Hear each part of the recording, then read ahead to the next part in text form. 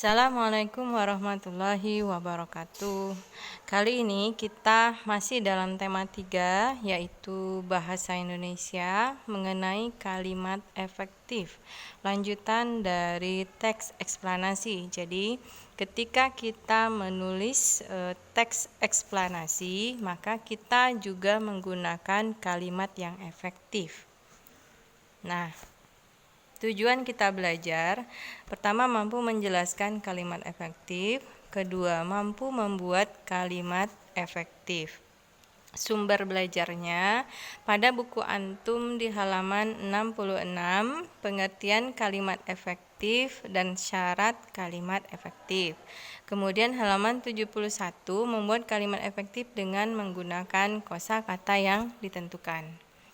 Nah, pengertian kalimat efektif. Kalimat efektif adalah kalimat yang sesuai dengan kaidah bahasa, baik ejaan maupun tanda bacanya. Syaratnya 1, mudah dipahami, kemudian tidak menimbulkan kesalahan penafsiran, maksudnya tidak rancu dalam menafsirkan. Ketiga, dapat menyampaikan pemikiran penulis kepada pembaca atau pendengarnya dengan tepat, sistematis, dan tidak bertele-tele. Nah, silakan antum fokus pada contoh-contoh membuat kalimat efektifnya, dan perhatikan apa yang dibuang atau dicoret atau yang ditambahkan sehingga kalimat menjadi jelas, singkat, dan padat. Nah, contoh pertama, kalimat itu mempunyai subjek dan predikat dengan jelas. Ya, subjek dan predikat dengan jelas. Subjek ini orang, ya, predikat ini kata kerja. Kata-kata yang menunjukkan pekerjaan. Nah, contoh, bagi semua mahasiswa perguruan tinggi ini harus membayar uang kuliah. Nah, kalimatnya bagi semua mahasiswa perguruan tinggi ini harus membayar uang kuliah. Nah, yang benarnya, yang lebih singkat dan efektif, semua mahasiswa perguruan tinggi ini harus membayar uang kuliah. Mana kata yang dibuang? Ya, kata bagi. Bagi semua. Cukup kata semua saja udah mewakili, ya. Yang berikutnya, tidak terdapat subjek yang ganda. Ya. Contoh, penyusunan laporan itu saya dibantu oleh para dosen. Nah, boleh diperbaiki, dalam menyusun laporan itu saya dibantu oleh para dosen. Perhatikan di atasnya. Penyusunan laporan itu saya, nah itu kurang tepat, ya. Lebih tepatnya, dalam menyusun laporan itu saya dibantu oleh para dosen. Nah, contoh berikutnya, menempatkan kata penghubung intrakalimat tunggal pada awal kalimat. Contoh, kami datang agak terlambat sehingga kami tidak dapat mengikuti acara pertama. Perbaikannya, nah, kalau kalimat pertama itu ada tanda titik sesudah terlambat, kalimat kedua langsung disambung. Kami datang agak terlambat sehingga kami tidak dapat mengikuti acara pertama. Atau kami datang terlambat, titik.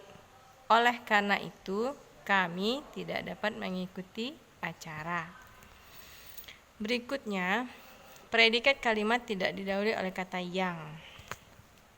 Bahasa Indonesia yang berasal dari bahasa Melayu. Perbaikannya, bahasa Indonesia berasal dari bahasa Melayu, yangnya dihapus. Contoh berikut.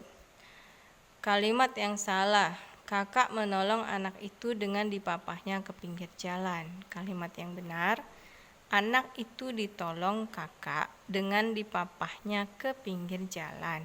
Perhatikan, menolong diubah menjadi ditolong. Menolong anak itu ditolong kakak dengan dipapahnya sama ke pinggir jalan. Nah, dibalik, ya. Anaknya di depan, kakaknya di belakang.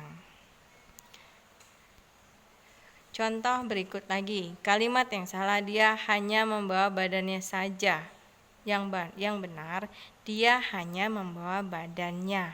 Sajanya ndak usah dihapus. Sejak dari pagi dia bermenung. Sejak pagi dia bermenung. Darinya dihapus. Contoh lain, meletakkan kata yang ditonjolkan itu di depan kalimat. Contoh, Presiden mengharapkan agar rakyat membangun bangsa dan negara ini dengan kemampuan yang ada pada dirinya. Penekanannya Presiden mengharapkan. Ya. Kemudian membuat urutan kata yang bertahap. Contoh, bukan 1.000, sejuta, 100, tapi berjuta-juta rupiah telah disumbangkan kepada anak-anak telantar. Nah, seharusnya diurutkan bukan 100, 1.000, sejuta, tapi berjuta-juta rupiah telah disumbangkan kepada anak-anak terlantar. Contoh lainnya, waktu dan tempat kami persilahkan. Nah, ini sering sekali ketika ada acara bahasanya seperti ini. Nah, yang logisnya, yang benarnya, Bapak Menteri kami persilahkan atau Pak RT kami persilahkan. Jadi bukan waktu dan tempat kami persilahkan, itu belum tepat. Nah, kemudian kita akan membuat kalimat efektif. Contoh, kata energi. Kalimatnya kita harus hemat energi. Boleh kalimat yang lain. Contoh kedua, katanya makan. Kalimatnya mereka akan makan bersama di restoran. Kata contoh ketiga, mahasiswa. Semua mahasiswa belajar di kampus. Jadi dalam membuat kalimat efektif, perhatikan tidak ada pengulangan, kemudian kata yang digunakannya sistematis, singkat, sehingga kita mudah memahaminya.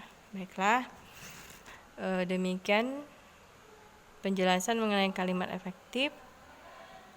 Apabila belum paham bisa ditanyakan kembali. Assalamualaikum warahmatullahi wabarakatuh.